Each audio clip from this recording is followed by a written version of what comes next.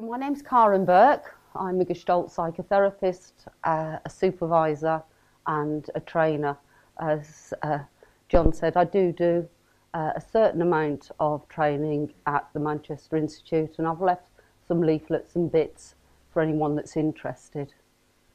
However, when John asked me to come up and talk about anxiety, like many Gestalt therapists, what I initially did was actually go to what is generally regarded as the seminal book for Gestalt therapists, which was written in 1951 by Pearls, Hefferline and Goodman, called Gestalt Therapy. Some of you may know it, others may not. There has been a great deal of further theory since then. When I looked at the book, there are actually 6 different passages, varying in length from a whole chapter to just sentences here and there, how we will work with anxiety as Gestalt practitioners. And these were the quotes that I decided to use today. Suppression of excitement produces the breathing difficulty, which is anxiety. Anxiety is the neurotic symptom par excellence. It is a simple psychosomatic event. Anxiety is the experience of breathing difficulty during any blocked excitement. It may seem too simple. However, hopefully I'll be able to further a little more on the theory. As you can see, breathing is actually really, really important. And so why is it important? Because when we become anxious, often the breathing will become shallow. I will be talking more about this later on. However, when we remember that breathing is our major support system, stop breathing, that's it. You no longer live. So it is our primary support system. And how we breathe is very, very important. And often people who are experiencing anxiety will show a significant shallowness of breath. So what? The difference that will make to our clients is that sustained shallow breathing doesn't give the carbon dioxide enough time to send the oxygen around the body. So in fact what happens is that the muscles and the organs, when breath is given out too quickly, too shallowly, what happens is that a panic starts to happen within the body. I can't breathe. Lots of people, when they're talking about panic and anxiety, experience that shallowness of breath. So where we might think that this is far too simple, it's the beginning of a cycle. And the cycle that I'm going to talk about, I don't know if anybody in the room knows this cycle. No? Maybe some of you will be revisiting it, others I'll be introducing it to. This is a Gestalt cycle of awareness, also known as a Gestalt cycle of experience. And it's about the self and how the self reacts to the environment.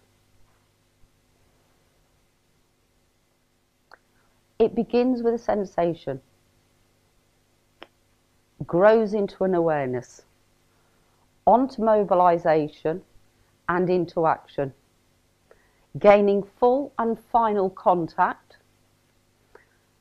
receiving satisfaction, and then withdrawal.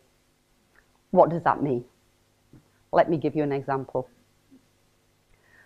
The sensation that I'm feeling right here and now is I feel a dryness in my mouth.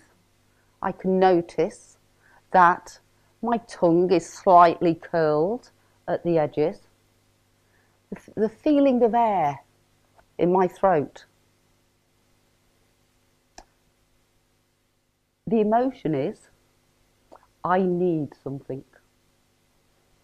Because an emotion will generally begin between sensation and awareness. The awareness is, I need a drink.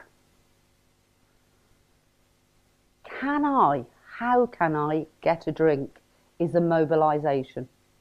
It's gaining enough energy, excitement within the body to actually mobilise us into action. The action will be to walk to the kitchen, turn on the tap and pour myself a drink. So with the awareness that I need a drink, recognising I have enough energy to do that my need is so needful, then I go to the kitchen, turn on the tap, fill a glass. That's the action. To gain full and final contact, I don't pour it over my head. I don't stick my feet in it.